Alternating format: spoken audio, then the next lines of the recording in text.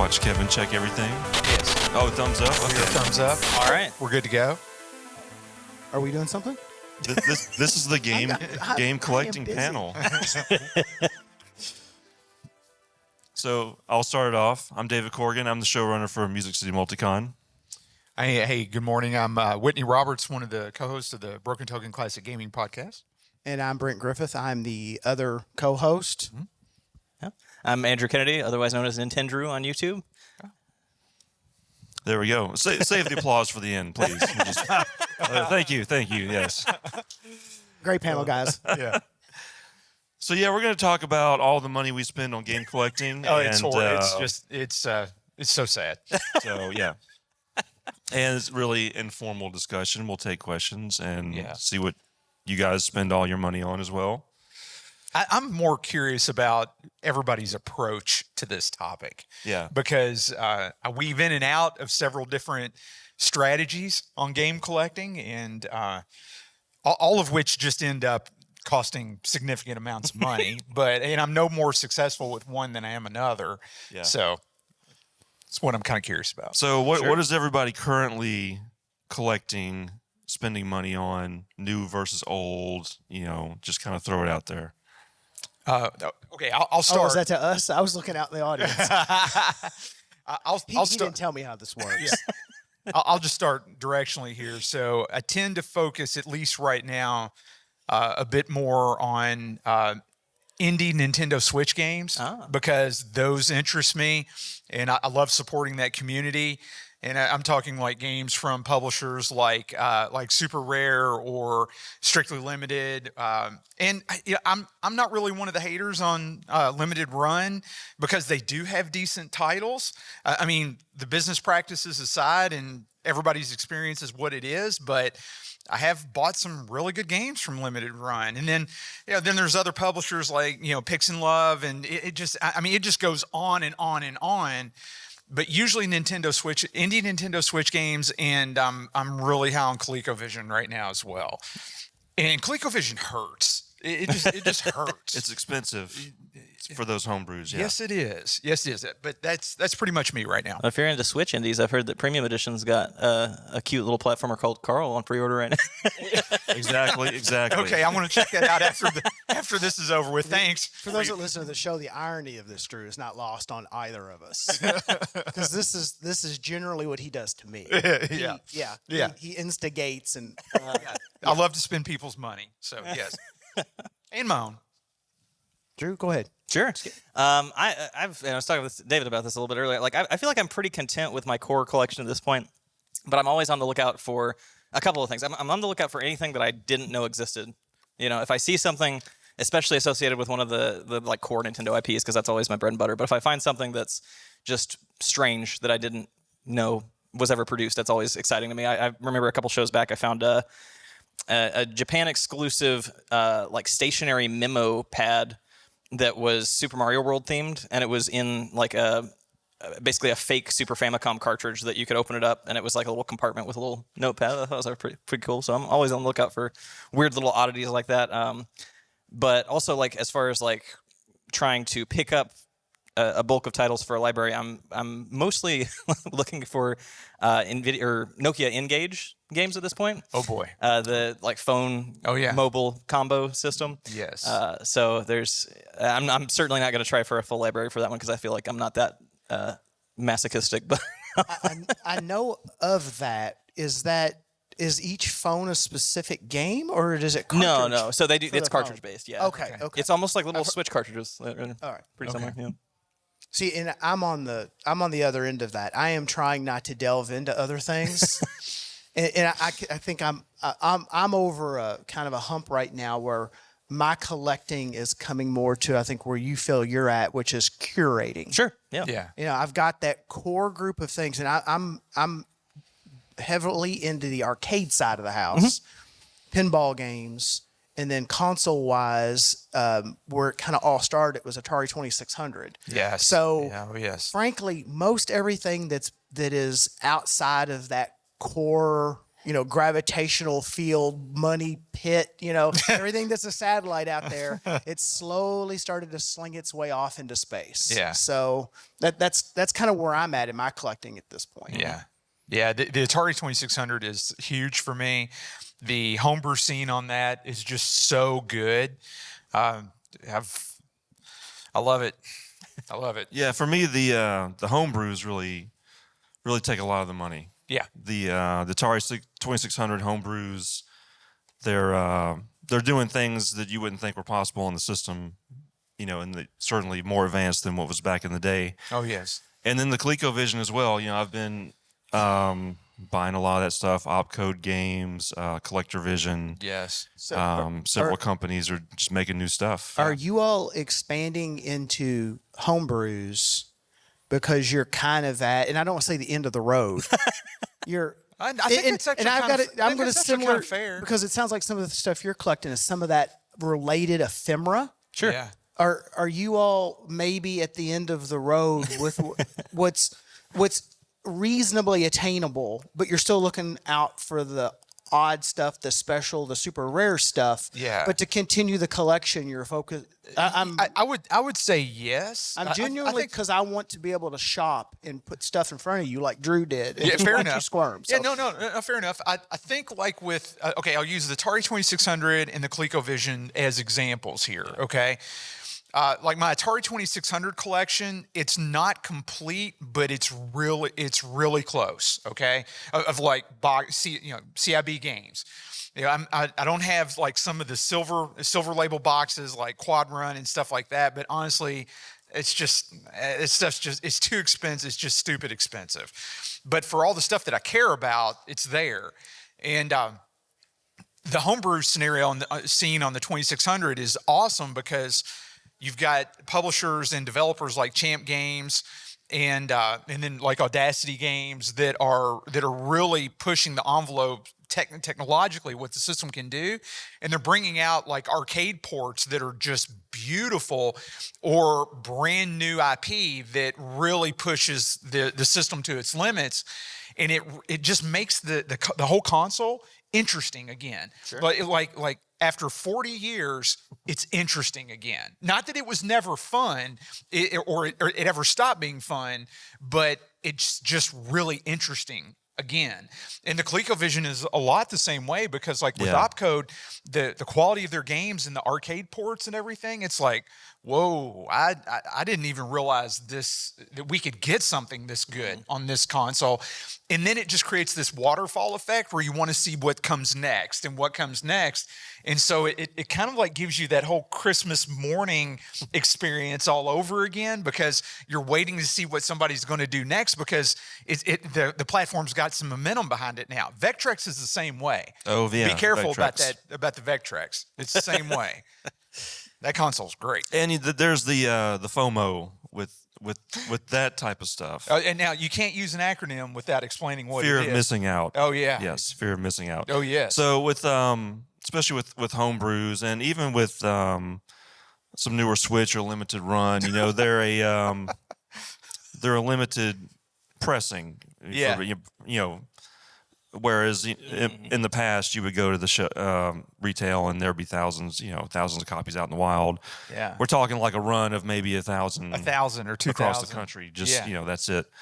Or with the some of these homebrews, 200 copies. That's all it exists. Yeah. So you get into this cycle where you have to buy it immediately, or else it's gone, or it's gone for good. And then and you can't buy everything. There's no way. So you have to pick and choose, but it keeps you constantly engaged because you have to see what's coming, know when it's going on sale. Oh, yeah. Get Honestly, it in. that FOMO for Amiibo back in like 2014. Oh, yeah. Oh, dude, it's real. That's what got me into kind of the whole collector mindset. Like I was collecting systems since I was like 13, but never with the intention of like finishing a set or like trying to get all of. And I was thinking like, oh, if I want to get all the Smash Bros. Amiibo on the Wii U at the time, I was like, I should buy them now because like they're going real quick. And I was not. I thought Amiibo were stupid. I was like, this is like. But they're really cool. But they're really DLC. cool, though. Yeah, they are. Yeah, they are.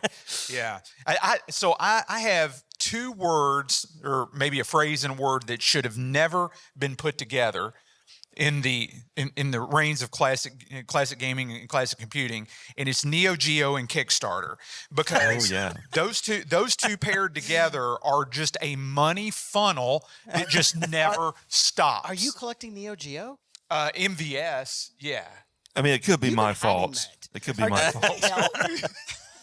I could use some help. Like, you got some? Have you got some for sale? Oh, I'll help you. Sweet. Oh, not all right. seriously. You've been collecting MVS.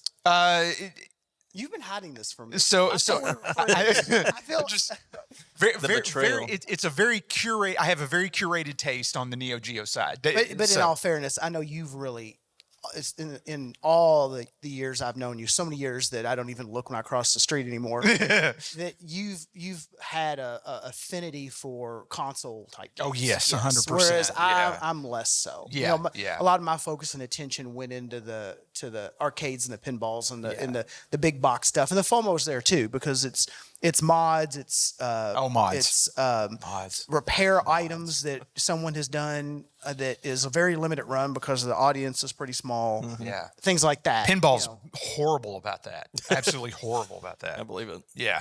But anyway, Neo Geo and Kickstarter, just man. Yeah, I wish I never. A lot of those that have moved to Kickstarter, that they get funded that way. The problem with Kickstarter is it may be 2 years before you see the thing. Yeah. And that's not uncommon. That's you don't even complain about that anymore. Like, if you get it within 2 years, you're like, okay. Yeah. They've normalized abuse is what they've done. Yeah.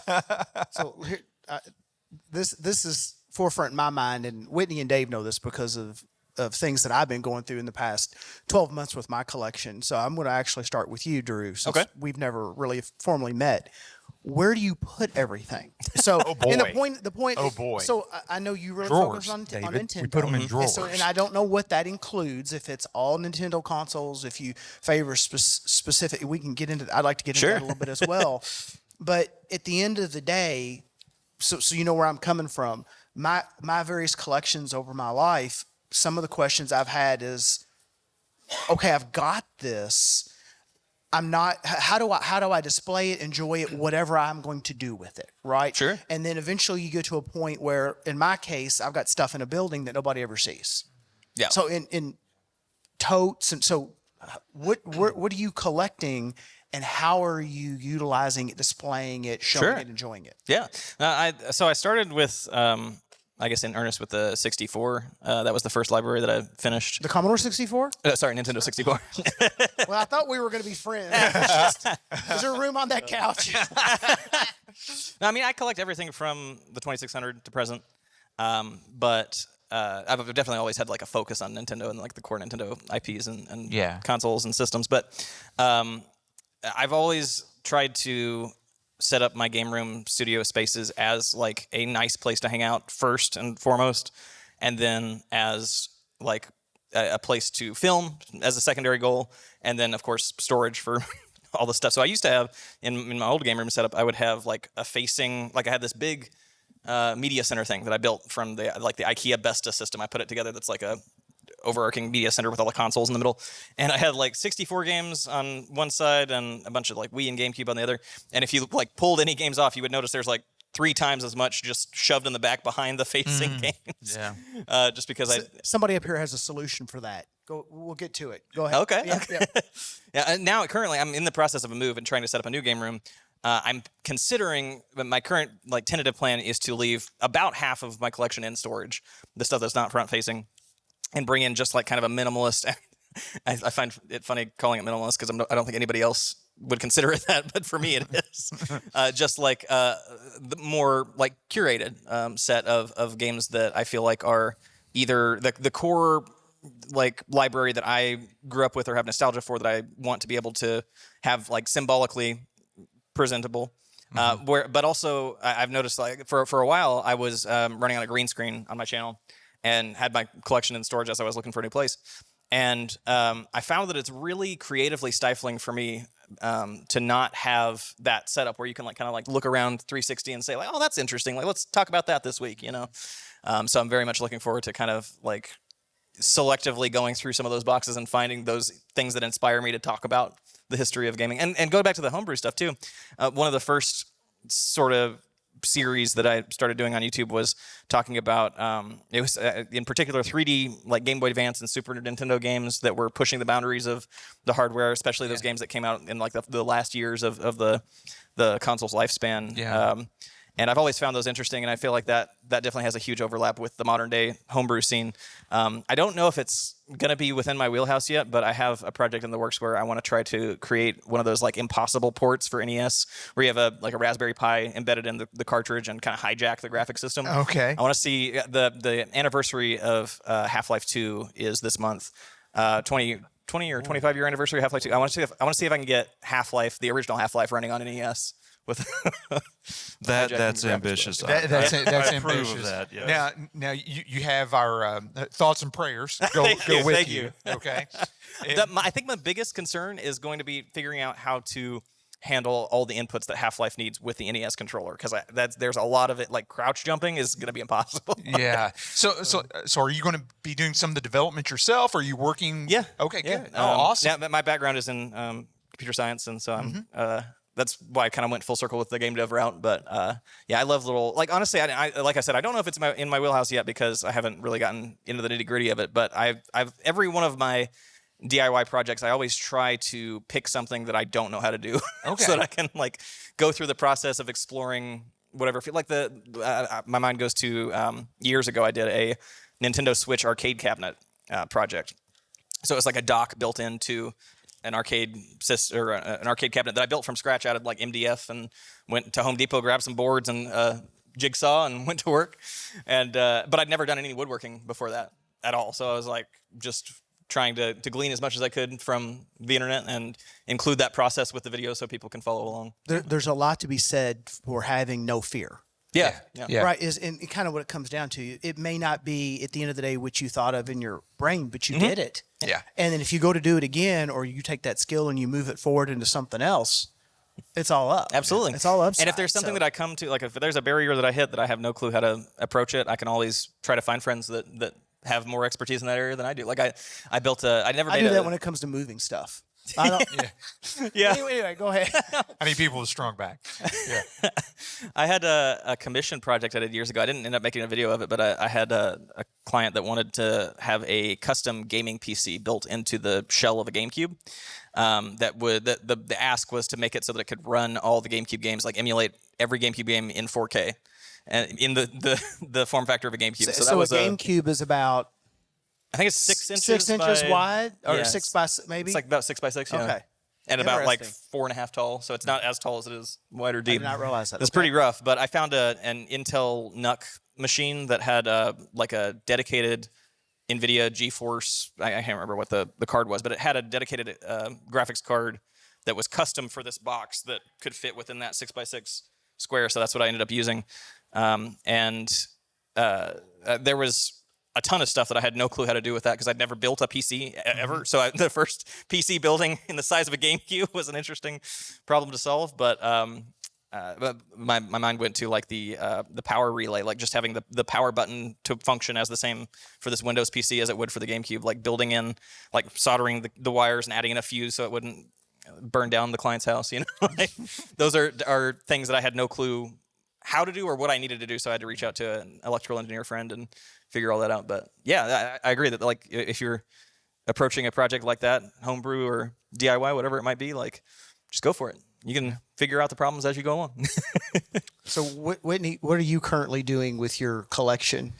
Well, I mean, in my house, I've got a dedicated room for all console gaming that my daughter and I use. And I've pretty much got it wall to wall with multiple iterations of IKEA Billy bookshelves. Nice. And so they're all white, and I've got everything attached to the wall as I should. so you can't, nothing's going to topple over on you. Yeah. But I've got it all compartmentalized because I've got like one wall is for the 2600 and all the home brews. I've got one wall for Switch and ColecoVision, and then I do have a small Super Nintendo collection, just depending upon what I find. But I am, I like games in boxes. Sure. So I'm not a cartridge collector. I'm a CIB collector because I want the box, the manual, and the game. Because if I just buy a cartridge, then I have to go find the manual because I love to read the manuals. I always have, and I love the boxes. And so my collection, my Atari 2600 collection is really big. I've got a complete Activision collection, and for the 2600, 5200, 7800, ColecoVision, and I'm working on Commodore, but I don't know when I'll get that. But anyway, and then, like I said, I just kind of go around the room with the walls, and then there's Switch, and then there's my Neo Geo, what I've got in shock boxes and stuff like that.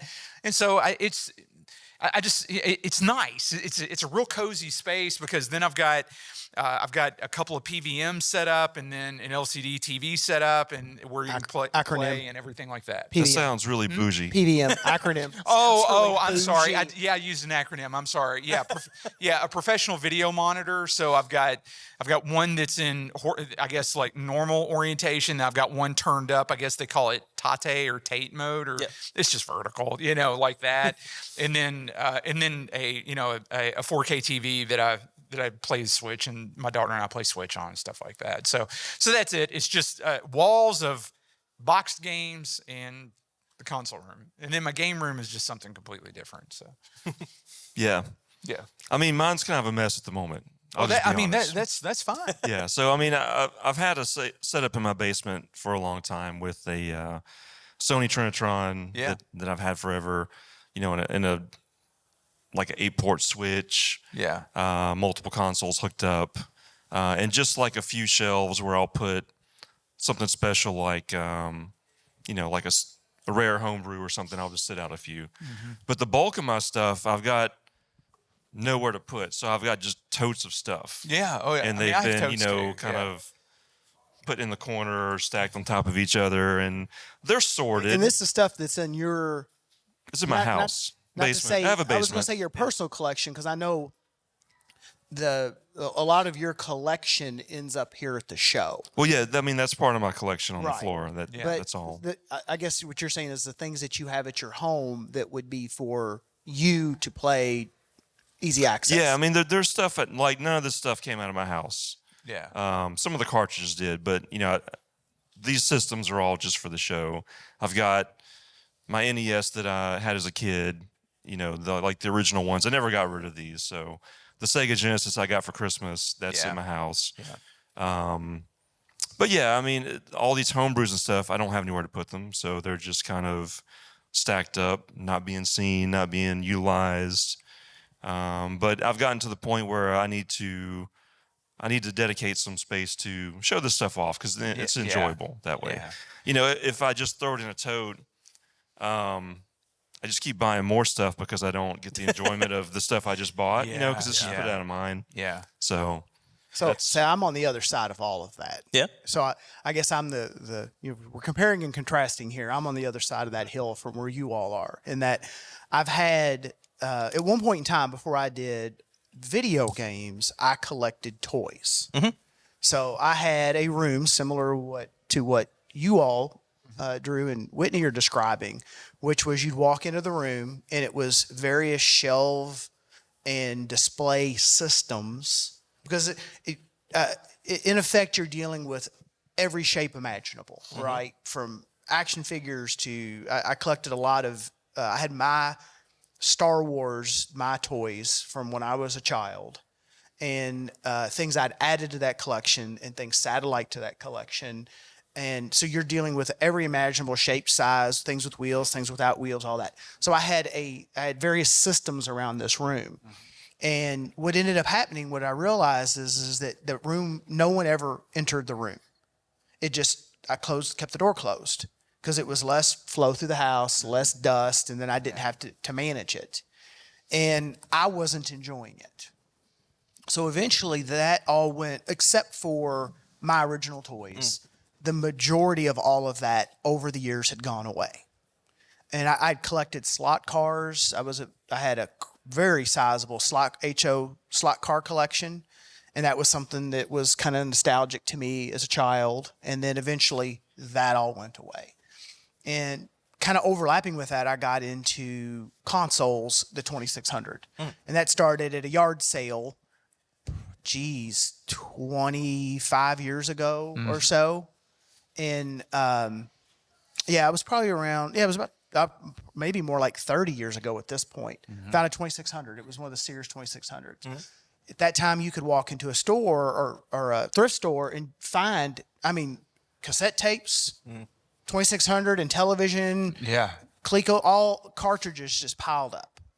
And it wasn't unusual. It was more unusual to go a week and not get something I didn't have than it was to find nothing. That's so much fun. Back in the day. It was a ball. Yeah.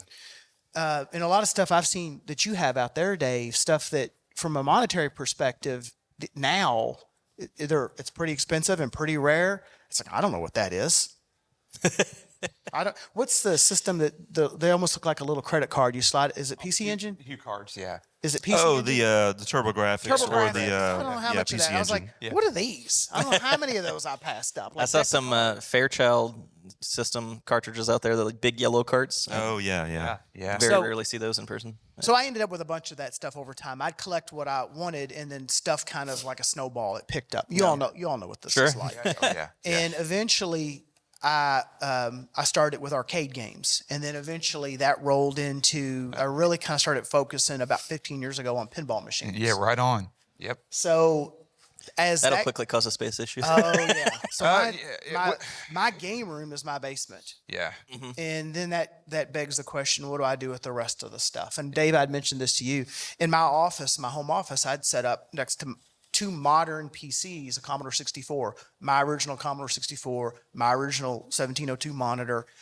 And then personally, I never used it. I didn't get rid of it. I pulled it all down and kind of reclaimed the space. But that's when I say I'm on the other side of it. I've kept that core stuff. I've kept my 2600 collection. Unfortunately, I don't have my original 2600. I do have my original Commodore 64. So I kept the 2600, the Commodore stuff, and over the last 5 to 6 years, I've sold off huge box lot of Intellivision. Huge box lot of Sega CD, Saturn, all of this other stuff that I'd had. Never had much Nintendo stuff. And I'm kind of down to my main game room. And I had a 2600 out in the game room, and it just kind of was in the way. And I was concerned about it getting... Oh, that's sad. It is. Yeah. But that's kind of where I'm at. I'm on the other side of it. I'm in that really curating. Yeah. Getting rid of all of the excess stuff. Yeah. See, I'm just guns blazing. That's where the thing Yeah, is. he's like, I don't ever anticipate trying to downsize my collection in any meaningful way, but I do hope to eventually have a space big enough to display everything that I own. Those are goals. Yeah. Yeah, it's goals. Yeah. How do you, Drew? How do you acquire most? Is it via eBay, or is it via like Goodwill auctions, or is it here at shows, or is it just through a private network, or is it all the above? I'm just curious. Yeah, a little bit of everything. But when I was, I guess, buying at the steepest rate and building out my collection was probably when I was trying to finish my 64 set. And at the time, I was living in Bowling Green, Kentucky, and working in Franklin, Tennessee. Okay. So I was driving an hour and a half to work and back every day. Every 3 hours in the vehicle. Every day. Yeah. So what I did to kind of make up for the time is that a few times a week when I was driving back home, I routed out a way that I could hit like 3 or 4 game stores on the way back home in Kentucky. And so I would check, like you were saying, that was kind of my era where I would find at least almost every week I would find from one of these like 3 or 4 stores something that I didn't have that I could add to that checklist. Which set off the good chemicals in my brain to keep filling out that list. Yeah, I bought on Etsy. I got a set of spine labels for the cartridges, like for the top of the 64 cartridges, because they didn't have the title on the top. And I bought a set of like all 296 of that set, and I used that as kind of a reverse checklist, so I could see visually which ones I still had to keep an eye out for, and their logo, which I felt like was helpful to like just kind of commit it to memory. Yeah. Cool. Yeah. How about you, David? Anywhere and everywhere. That's pretty much. Yeah, I mean, I think eBay is probably the best source for most stuff because that kind of seems like that's the place that brings most prices down, unless it's something super rare. Sure. Yeah. I You feel can more actually find rare satisfaction- stuff there. I feel like more satisfaction from finding it at shows like It this. is. In person. It's definitely more satisfaction, but eBay helps. Brent and I talk about this quite a bit. eBay helps to buy your time back. Sure. You know, and if you need the quick hit, or if you've tried to find something and you can't, I mean, eBay's always it's always an avenue. So Yep. I mean, the prices will be what the prices will be. You just decide, am I going to go ahead and knock it off the list and move on, or do I want to play this thing at some point, or do I want to look for it for the next 5 years? Yeah, if I'm at the point where I want like Ghosts and Goblins and I just want that cartridge, Yeah. and I'm not just browsing around, then eBay is where I'll go, and I'll start to watch, what have they sold for in the past few months? Yeah. Is there any deals currently? Usually there's not, but then I'll watch a few. Yeah. So it still takes a little bit of time, but you're Yeah, kind you do of still have, like, you're a honed process. into one Oh yeah, spot. definitely a process. Are you all traveling the Facebook groups? Because it, in my mind, again, my mindset, I'm on kind of the other side. I'm thinning things out. Yeah. Right. I'm not looking for anything, but I still stay in those groups in case something comes up that there's a few things in the back of my mind that I would like to have. Sure. But I Yeah. don't actively seek. Yeah. And what I have, especially the last 6 months, what I've caught in the Facebook groups is a lot of them are turning to spam, and the scams are really getting through the roof. Yeah.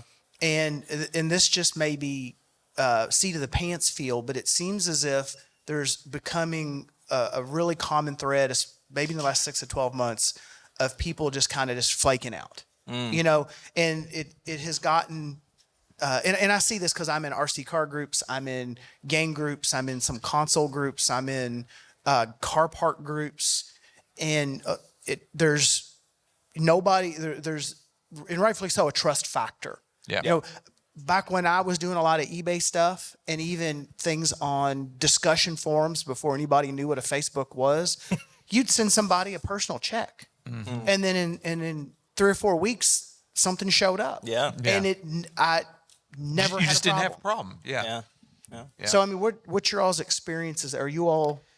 Facebook to me is great from a research perspective if you can find the content, because you can see what people are selling, you can see the prices that it's going for and things like that.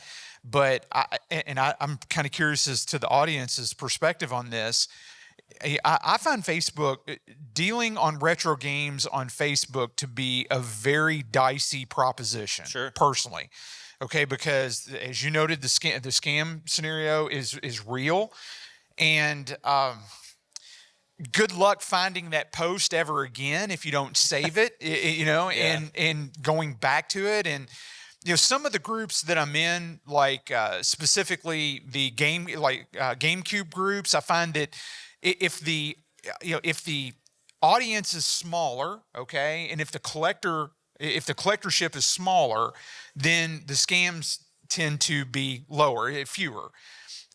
Maybe it's a little safer, but still, Facebook is just difficult. It is. Yeah. I mean, do you all use Facebook groups to help you collect and buy? No, I see you this, and it's like, but you do. I mean, have you lost money trying to buy games? You haven't yet? I mean, if you join, a handful of groups and you're in there, somewhat consistently. Yeah. So you know who the main sellers are supposed to be. That's true. Yeah, you can that's kind true. of gauge who to trust from that. Yeah, I mean, and that's a good point. That's a good point. I think that personally, eBay though feels like a safe way to buy, because eBay's got the buyer protection. It's a one-on-one, and you can vet the seller and things like that. And there's still going to be scams on eBay. Yeah. But I'd have to go back and look. I think I created my eBay account in 1997. Wow. And I have never since 1997, I have never once not gotten what I bought. Mm-hmm. Wow. I could say that from myself as well on eBay. Even back at that time, it was actual auctions and mainly people like us. There was now it's more of a commercial endeavor. That's right? true. Yeah, with stores and everything like Well, that. a lot of the groups that I travel in, it's always you're paying with goods and services, right? So there's some buyer protection. Oh, with PayPal, That's yeah, with definitely PayPal, shifted where it was friends and families. Okay, when people knew, like you had mentioned, sir, that you may have a name, or if you come in and you're establishing Got a name, reputation. There's kind of an unspoken startup process for that. Yeah. So Yeah. I'm in like on the RC car side of the house. There's whole groups dedicated to good bad. Is this true? Yeah. Good bad trader lists for that mirrors this other group. Yeah. And that's all they do Yeah. is they report on Yeah. bad deals. I mean, how about the auction sites? Do you all use eBay or like Goodwill auctions or anything like that? I'm just curious. Some nods for eBay. Little- Yeah. I see a few nods for eBay. Yeah. I had an eBay scam thing, kind of a PSA. What were you going to say, Drew? Were you? I'm sorry. Oh, no. Let me think of it. I put him on the spot. The Facebook Marketplace, I've found personally, I think it's a lot easier to use it as a way to find like valuable lots or like things that you weren't necessarily intentionally seeking out, I guess. Yeah. Like I'll browse Facebook Marketplace every once in a while just to see if there's any folks locally that are like just dumping their collection or getting rid of a bunch of stuff or having a yard sale, that has some various games or consoles or something like that, rather than trying to like seek out something in particular. Because another thing, I've been trying to do a garage like climate control conversion thing, so I'm looking for used AC units. And I hate the Facebook Marketplace search, where like you can put it in quotes, you can have every keyword you want, but it will not find exactly what you want. It's garbage. Because they want to show you stuff that you will buy. Like mine has like an 80-mile radius, and I'm like, that's show stuff across the Houston, country. Texas. Yeah, I'm exactly. like, well, that's a good price on. And how many mirrors do you see for sale? Do what? In How life. many mirrors do you see for sale Oh, on Facebook Lots of Marketplace? mirrors. So there's this Nothing joke. but mirrors. Yeah. So The whole thing's full of mirrors. we maintain the three of us. Here's a little behind the curtains, and I'll eBay scam you in a minute. We maintain a chat group, so the three of us happen to stay in touch quite a bit. They haven't kicked me out yet. And what I noticed I think I've given you all the rundown of what is generally on my Facebook. Yeah. Okay, RC car stuff, arcade stuff, pinball stuff, console stuff. That's the breadth of the groups that I'm in. But for whatever reason, about 6 months ago, I noticed that Marketplace was showing me an inordinate number of mirrors for sale. And the problem with that is after Brent brought it up, then we started seeing mirrors for sale. And so we're doing it's this. mirrors everywhere. It's I mean, mirrors mirrors everywhere. Everywhere. And I don't know if it's my locale, but 95% of the mirrors, it's a lady taking a picture of the mirror, and you see there's a lady out here now. She's kind of giggling. She's got some mirrors for sale. Yeah. Oh, she's probably seen some of those mirror listings. Yeah, it's real. So I don't know if this has just happened but it's a lady from the neck down or the waist down, and she's just it's her mirror. And every once in a while you'll see her off to the side holding a camera. But how's there so many mirrors for sale in my hometown? And why is Facebook showing them to me? Yeah. And I never clicked. Well, I've clicked on them. Oh, now you've because clicked now it's on them. become Yeah, you've clicked on curiosity. them. Yeah. Yeah. But mirrors aside, which we could. That's a whole panel just on mirrors. It's a whole panel on itself. Who brought this up? Yeah, but the mirrors aside, what I have found, quality of product wise on Facebook Marketplace, I don't find good games on Facebook Marketplace. Well, if somebody knows what they have, they're probably taking it to eBay. And that is exactly it, Drew. That's it. Like you might find a diamond in the rough. You might find a lot that has like a random rare NES game or something. But you have to buy 50 to get one. Right. Yeah. See, now that's what I ran into my last sales endeavor with eBay. Maybe we should talk about this as a topic too. Disposing of portions of the collection, additional things like if you've got duplicates, like if you're buying lots,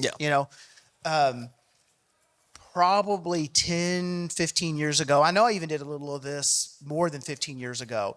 I had arcade boards and ICs, things that were pretty rare. And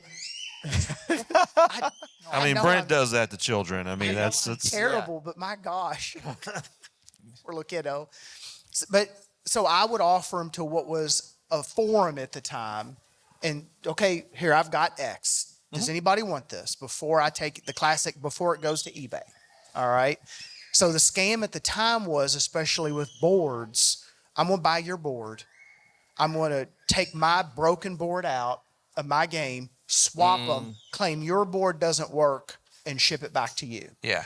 And I had some pretty rare, it was some, at the time, it was some Nintendo PAL chips. And I can't remember that acronym. For the video. Not PAL like PAL versus NTSC. Was it the PPU? I'm sorry. Oh yeah, the PPUs. Oh, yeah. Yeah, the PPUs. Yeah, the picture processing I had unit. some pretty rare is an overused word, but I'll use it now for lack of a better term. How about uncommon? Uncommon PPUs. Yeah. And what I would do with these boards, if I'd go to sell them or those PPUs, I'd pop a chip off the board and take an etching pencil, and I'd etch something in it that only I knew what it meant and where it was, and to the average person, it looked like a scratch, and I put the chip back in. Absolutely. And before I'd ship it, I'd have, for whatever protection I felt that it gave me, I would take a picture of that with the person's auction so that I knew that you bought one auction ABC123, and if I didn't get that board back with that on it, I at least had something I could try to fight with PayPal on. Yeah. And I would do that with those PPUs. I'd flip those PPUs over and put a mark on it that only I knew what it meant, and I'd take a picture and I'd ship it, because that was the thing. People, even someone, they might put a chip in backwards, pop it. Yeah. They put a board in and their 5 volts was set at 8, blow it up, smoke it. The problem with their game was their power supply was shot. So, yeah. But anyway, so that was a common thing at the time. That was I guess that's one of the things Whitney and Drew and Dave that's made me such the cynical person that I am right now. Where I just sit here and collect games. No, that's a very Rock smart back idea and to try to forth. avoid getting scammed. Not exactly for the same purpose, but I've often thought about it or entertained the idea of trying to get like a tile or an air tag and like put it in a cartridge and then like sell it to a con and see where it goes across the states or something. Man, that'd actually be pretty interesting. Yeah. Well, and I guess part and parcel with that is scamming, especially like on the Nintendo side. Everyone always asks, "Is this a real X?" And I think is it really bad with Game Boy carts? Game Boy Advance, there's a lot of Game Boy repros. Advance. Yeah, especially because the Pokemon games are very sought after on the Game Boy Advance, and so those are the first that got flooded with repros. Yeah. Actually, that's a funny thing that you bring up, because we were talking about like different platforms, and one that I didn't hear come up yet is Amazon for like third-party sellers. Because you will find retro games on Amazon like in the deepest bowels of the 15th page of the Amazon search page, but I get based on some of the laughing from the audience, I wonder if we have an Amazon seller here. well, I took a chance on the rarest Nintendo 64 title when I was trying to finish that list. There was a listing for Clay Fighter Sculptor's Cut for, I think it was $245, when at the time it was worth like $500, and now it's worth like $1,000 almost. And I was like, that is probably fake or a repro or something, but I can return it. It's Amazon. Like, it's half the price of what I was going to pay for it. Let's try it out. And I bought it, opened it up, and it was legit. So it's all right. So Drew, let me ask you this: how do you track your collection? Now, I'm yeah. curious as to what other people here in the audience might use too. I mean, use like a dedicated app, use a spreadsheet. Do you take pictures of your shelves? Yeah, I personally use I've got an Android phone, and I use the app My Game Collection. There's also a couple other options. I know Game Eye is another one that does sort of the same thing. I'm sorry, what kind of phone do you have? Android. Wow. So you ended up the Android phone couch and then the iPhone I couch. just felt the attraction to the side of the room. I know. I'm glad we. Everyone else in here, other than one person, That was wasn't like, planned, Why did yeah, we get wow. on this topic? This is a very niche. And the green bubble separate. Yeah, you all could have Game Eye, and we could have My Game Collection over here. And I noticed what side of the room you're on too. Oh my gosh. But yeah, I'll Continue, sorry. No, you're good. I'll log everything in that app and then just kind of cross-reference that as I'm out and about, and I have that, and then link to price charting where I can kind of go between the two when I'm out hunting. I'll also have some like more immediate checklists on Google Keep, like the sticky notes app. I'll have like I've currently got a running list of like boxed Nintendo 64 games, so I can check those off as I'm getting the boxes and manuals. So that's another collection that I'm slowly trying to trickle in, but I've become content with the idea that I will probably never finish it because of Sculptor's Cut, because those boxes are very hard to come by. It's the same way with my NES black box collection. Shy too, and I'll probably never get them.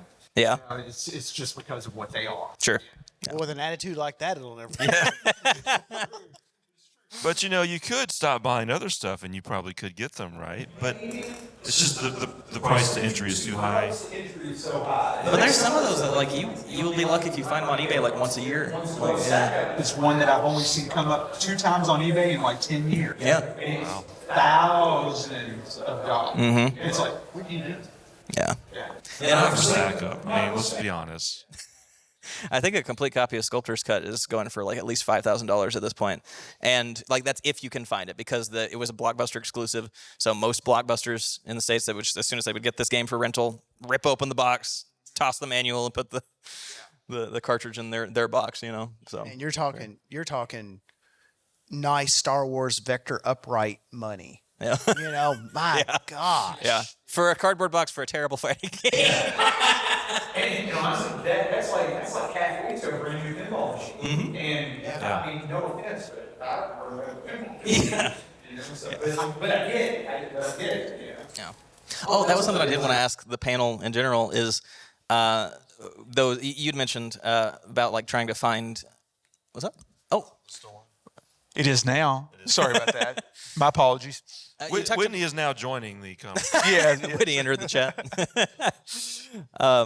You talked about like not looking for anything in particular, but having a few things in your mind that you would still pick up, which makes me think of like the white whale kind of trope of like what you're those things that you've always been looking for. I'm curious about the whole panel. Do you have any white whale consoles or systems or games? Ooh. Consoles, not really. I have all the consoles Sure. I wanted. The Neo Geo CD was one of the last ones I picked up. Game-wise, they're still they're not super high-level titles, but they're still like actually some fairly common ones like Metroid, Super Metroid, several Sega Genesis titles that I just haven't come across them, and I haven't really sought them out. Yeah. Now, they're going to be like the $150 range for like a nice copy or something, which is doable, but it's not like an impulse buy either. Yeah. I was just thinking about the other day. Those are most of mine, yeah. Like, and I think you'd mentioned, David, too, about like just like those kind of collecting goals.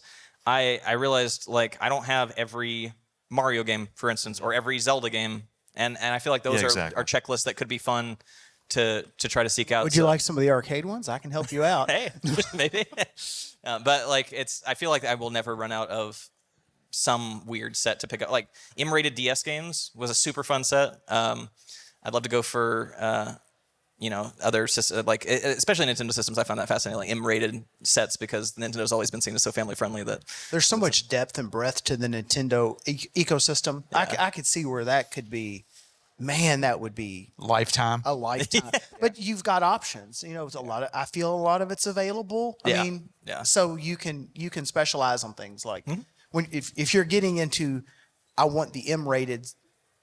You could do that. That's accomplishable. Yeah. Right. So it's like a nice approachable set where you could, like, I remember I was compelled to collect the M-rated DS games when I saw a Kelsey Lewin video about them and thought like, that's interesting. Like I didn't even consider, like, I mean, I've seen a couple M-rated games, but I think there's 12 on the system, and none of them are more than like $35, I think. So like, or I mean, there may be a couple outliers, but it's an approachable checklist, Yeah.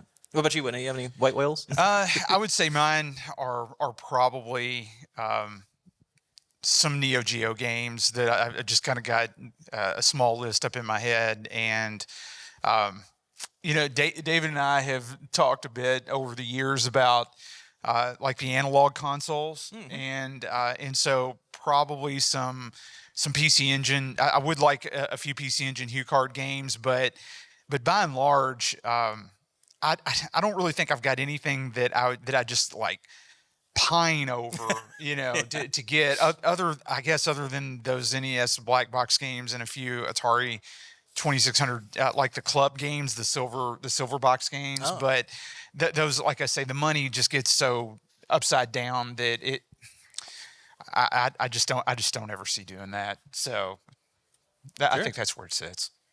Would you? Well, for me, I think that it's interesting you asked that right as the Stern dealer at the show. Boy from Tilt Amusements come walking in. Game-wise, I'm kind of there. Like I said, I've curated the collection. The arcades that I kind of wanted, I got a hold of. And running or not, I've got them and I can do things with them. I really wanted a Frogger. Well, Dave helped me with that several years ago. I've got that. I really wanted a Carnival, and that worked its way out a few years ago. I've got a Carnival. Few other games in the kind of in that area. Pinball wise, what have I always said? If you remember, I know I'm putting you on the spot. Yeah. Do you remember what I've always kind of had an eye out for?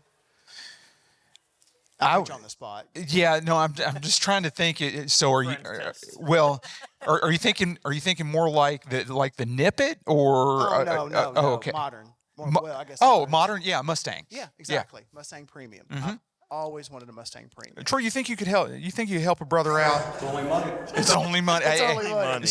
So his response is tantamount to a yes, and you getting a Mustang. Like I said, the flip side of this is I'm ignoring Whitney now. The flip side of this is I'm trying not to bring anything else in. And other than that, I mean, if he gets one, I know whose phone's going to ring. He's going to have. Well, he's getting out his phone right now. He's going to have one this weekend. Yeah. Oh, and he's not joking either. I know he's not. He's not. I hate that I always have to be so honest, especially when he walked in. I was like, I saw him walk in, and I'm like, Troy. Yeah. Troy.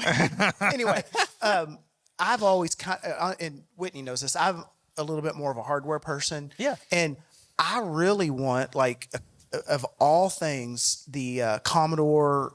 I'm probably going to screw it up now. The 1801 monitor, or is it the 1802? I think you've got one.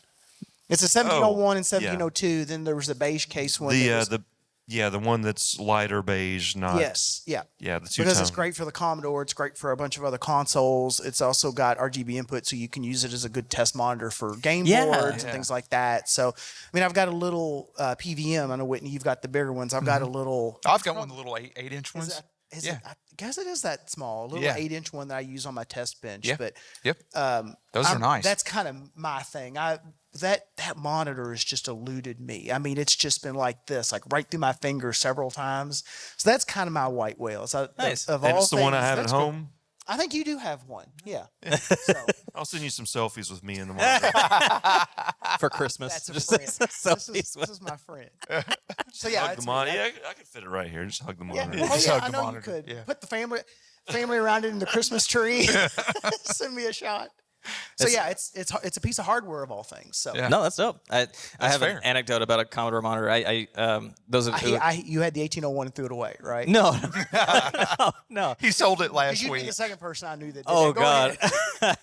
No, I those who have followed me for a while know that I had a kind of sheltered upbringing. I didn't really play video games until I was like 13, at least, because I wasn't allowed to. But then I still wasn't allowed to have a TV in my bedroom.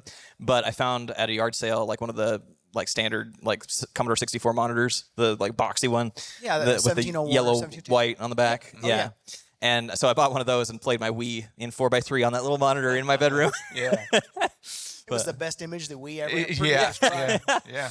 It's probably a great experience, actually. It was not bad. Like, Yeah. I mean, sitting up close next to it, like I had all my I had actually at one point, I think on my dresser, I had a Wii, GameCube, 64 SNES, and NES hooked up to that Commodore monitor. Yeah. I used Wow. one of those as my television for years. Yeah. Because it was real common. You could get a TV tuner for over-the-air broadcast, uh-huh. and then it was kind of like later analog TVs, you could tune each channel in a little door, and then you could just push a button and jump right to your local channels. Well, they made those in a set-top box, so that was the TV in my room for a long time. I wish I'd known about that when I was 13. Monitor. Oh yeah, oh yeah. Sorry. I was going to say, go ahead, and then I was going to circle back to a question I'd asked. Sure. I was just gonna toss in for the rare items discussion that like I'm always sort of low level on the lookout for a Panasonic Q, which was the Panasonic Nintendo collab GameCube DVD player in Japan. Mm-hmm. It's like a chrome plated GameCube with a unique like feature on the top, so and a remote.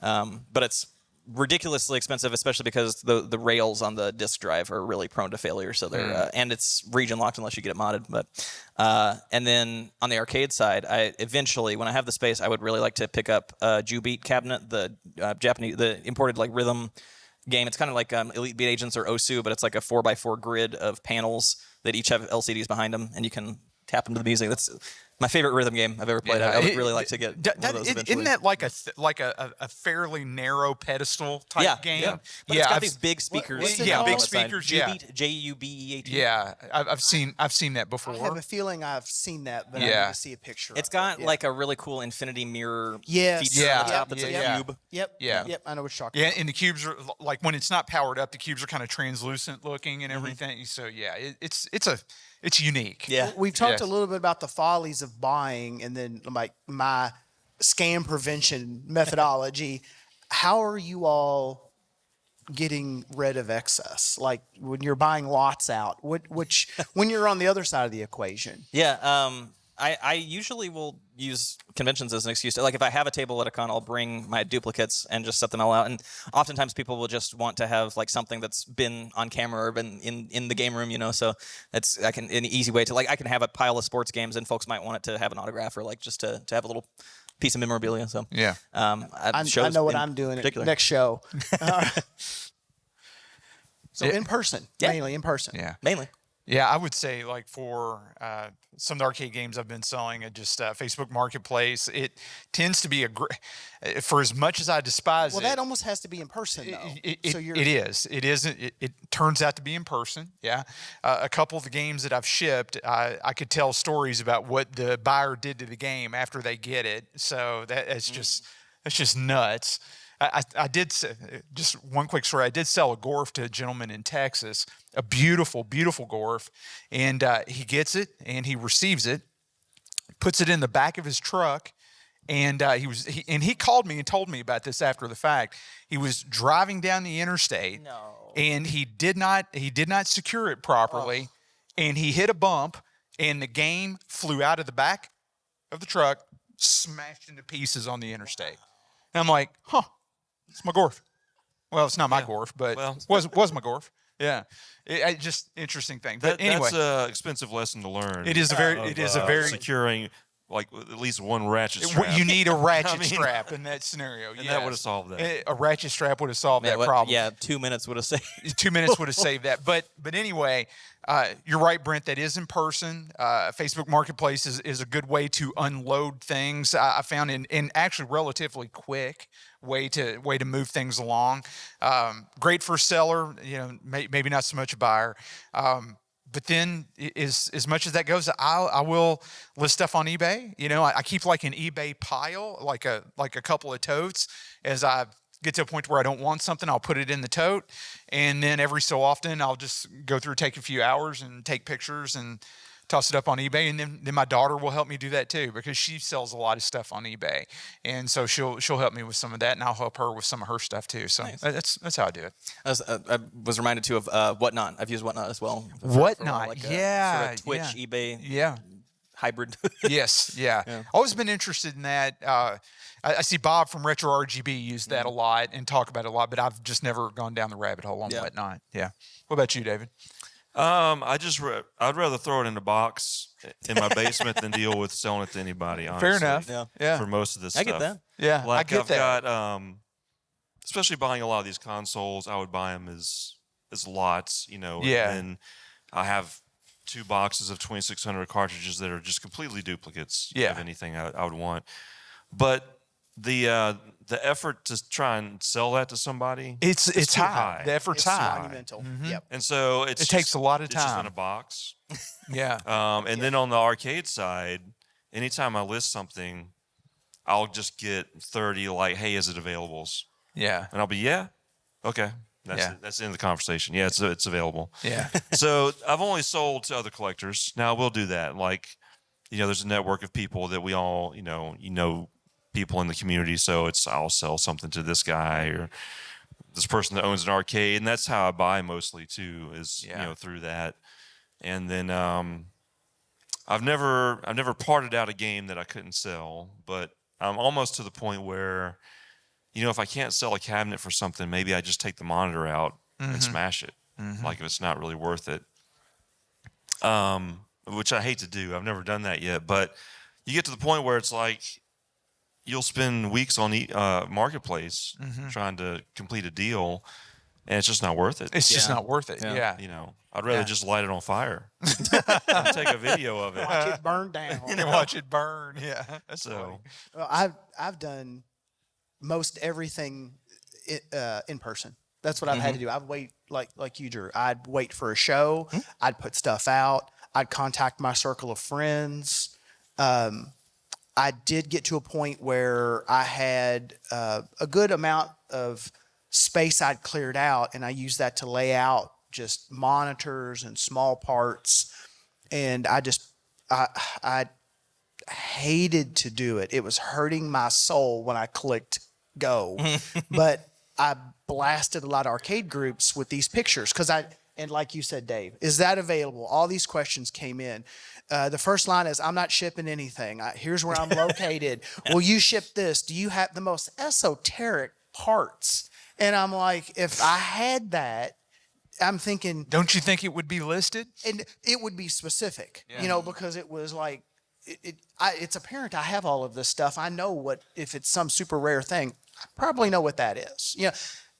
All right, you asked. You miss every shot you don't take. Whoever said that, I get that, but come on. But that was, man. You want to talk about something that made me question my humanity? But it's in person because I don't want to have to deal with shipping. I don't want to have to deal with the PayPal side of it. I don't want to have. The last couple of years, there's been questions of taxes on collections and over $600 and all that, and that floats around. So it's in person. Is just kind of what I've had to do personally. Yeah, and that's a good point. Like if you are selling on eBay now, you're going to get a tax form, on that. Yep. So that kind of put a kibosh on a lot of people wanting to sell that way, and some of it's moved back to the Facebook groups and stuff. But the arcade side has always been very cash heavy. So but eBay's still doing that. Yeah. But PayPal. It's PayPal that does it. Well, it's PayPal. None of us are You're going to use PayPal. None of our financial. I mean, you all have listened to us for an hour. Take none of our financial advice. Zero. Okay. Zero. None of it. It's PayPal that does it. PayPal. Yeah, does but if it. you're using eBay, you're going to have to use PayPal for the most part. Right. So you're tied in there. So eBay gets pulled along just because. Yeah. So that was the thing. Like with some of the RC cars I've got. One, I don't want to ship them. Two, I'm concerned about how I'm going to deal with it in terms of the payment. And three, I sell one, or depending on the car, I'm at the $600 hobby max like that. Yeah. So what do you do? So that's for you all doing that might be looking to sell some stuff off, some spares. That's something to consider. I know that a few people that had run some of the groups that would move more volume as like a high-end hobbyist bordering on business, they crossed the line within the last couple of years with eBay / PayPal, and they get a tax form. Yeah. So suddenly they're on the hook for selling stuff that's out of their collection. They're just moving a huge volume through their collection, trying to get pieces to add to it. Sure. Yeah. Anyway, I don't know if have you all you all figured out I'm the little rain cloud of this group? Have you all figured that? Anyway, go ahead. No, I'm curious to see if you all share this kind of mentality, but like ever since I started collecting in earnest, I just kind of adopted this mentality that when we have resources available like price charting, Game Value Now, stuff like that, to be able to see what it's been selling on eBay in particular over the past like 6 months to a year, I always make it a point to like I cannot bring myself to pay over market value for a game that I find. Like if somebody knows the market value, and when I say over, I mean like they might round up to the next dollar or something like that. But if it's like $5 over market value, I'm going to try to haggle to see if I can. So I think that in and of itself, like on average, especially with just generally speaking, like most of these older titles tend to increase in value over time just because it's harder to find the associated box manual and cartridges in good condition or discs in good condition. Man, I'm at the point where the owner has to be like their cat has to be sick and they need money for the vet before I'll consider offering them 50% of market. So that's where I'm kind of at. Yeah. I mean, for me, it's, based upon how I buy and where I find things,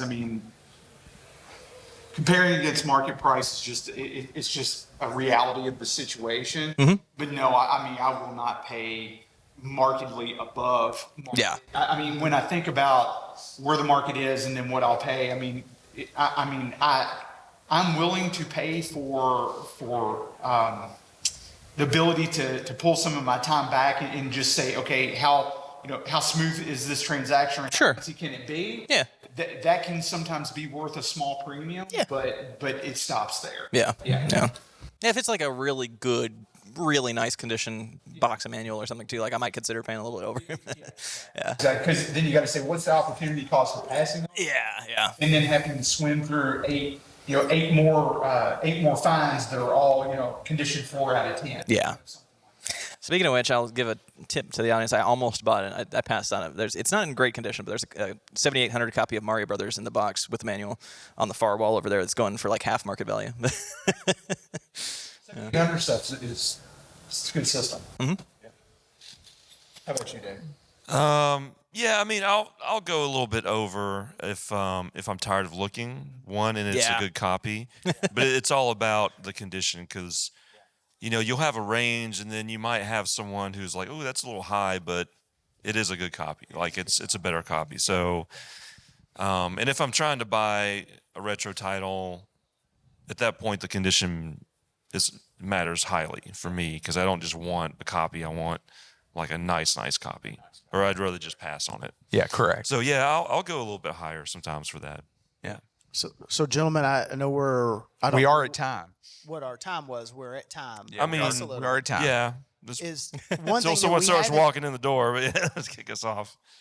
One thing that we haven't done is ask the audience if there's any questions of grizzled, seasoned People that spend too much playing money. that rain cloud part in it, but I'm not playing it. Traumatized. It's true, Drew. At this point, it's true. Yeah. Hey, yeah. Speaking Any of collecting selling to people, questions or if speaking of selling to people directly, if there's anybody who's on the look, it has a wad of cash that burning a hole in their pocket and looking for a copy of Shantae, come talk to me. Okay, there we go. There we go. Yeah. Let's see. Anybody have any questions? Anybody got something? Come on. I don't have a collecting question, but there's a kind of a hidden gem on there called Macari, and especially for vintage toys and things like that. a hidden gem called Macari. Macari. Yeah, you can actually buy and sell on there. I've Oh, sold- yeah, yeah. sold Oh, on there so that's forever. you said out there. I'm sorry. I thought you meant out here. and No, I was trying to. as far as selling and or buying, I'm Yeah. a huge record collector, and you can just so much. And he's a Macari. gamer and game collector, but especially for selling too, it's a great outlook. And the mirror thing on Facebook is hilarious. I belong to a group called Idiots of Facebook Marketplace, and that is such a hot topic. Okay, I'm gonna go join that right now. Idiot. Yeah. I've Hang on. completely We're all gonna go forgot hop on Macari. that group right now. Well, now we're all going to get the mirrors with our phones. Oh, you've heard Yeah. mirror. You've all heard mirrors. Yeah, so being said, everybody so- now will get mirror a posts virus. in their feeds. Yeah. Well, sorry, not sorry. You say that the way that we've chatted about it, it's in a chat app, so generally that stuff's a closed system.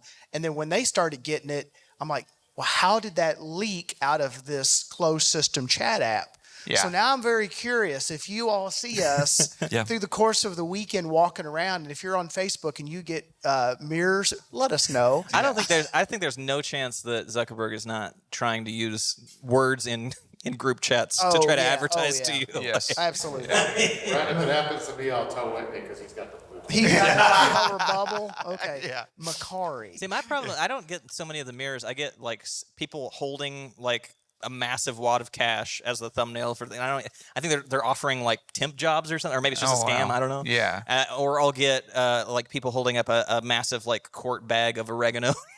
Oh my God. Wow. You have a totally different Facebook market experience than I What do. if it's an so- age demographic thing? Yeah. Could be. Very well could be. Yes, sir. Are there any games that you saw like years ago, thought about getting, but didn't, and now you wish you had? Ooh, that's a good. Oh my gosh, yes. Yes, I have one. I would say that at this point, I kick myself for not getting a CIB copy of Chrono Trigger for the SNES, for the Super Nintendo. I had opportunities in the past, and I just, for whatever reason, I just pass on it. And now it's like, man, I have missed that train. So that's my answer. Yeah, one for me is Panzer Dragoon Saga on Saturn. I remember when it was like $150 and then like $200, and I was like, oh, that's a little high. But I mean, it's thousands now, so now it's just. Well, and that's I'll Chrono never Trigger. spend that. It's too much for me to spend. Yeah, and that's Chrono Trigger. I mean, even a run of the mill copy of Chrono Trigger is $1,000. Yeah, and it's like, nope. I mean, I hate to say it. I can get a manual for Chrono Trigger, and I can play it on a multi, or I can find the cart for a lot less money. But I want the complete in-box experience. But it's just so expensive. You might be able to save a little bit on it if you pay for a Japanese course and then buy the Famicom guy. Yeah, well, actually, I do have the Famicom CIB of Chrono Trigger. I've got that, but I just want the SNES. Yeah, I want the Super Nintendo. It's just It would probably be less money to pay for a course to learn another language than to isn't that buy the the truth? US copy. Yeah, isn't that the truth? So yeah.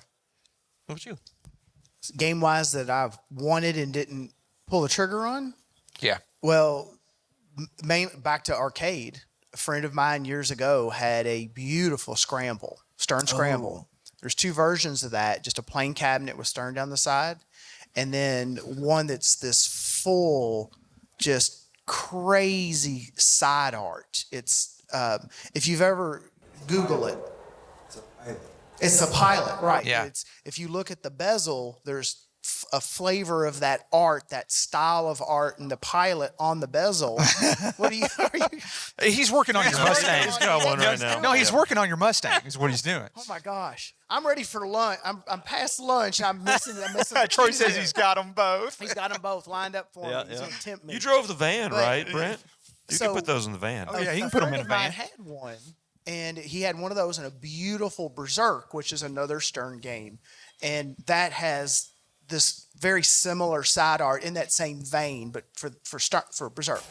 And I just looked. That's about your Mustang. I looked at his phone right, and I didn't pull the trigger. I didn't even ask. I said he's going to want too much for that. I mean, it was beautiful. Wasn't working. I wasn't worried about that.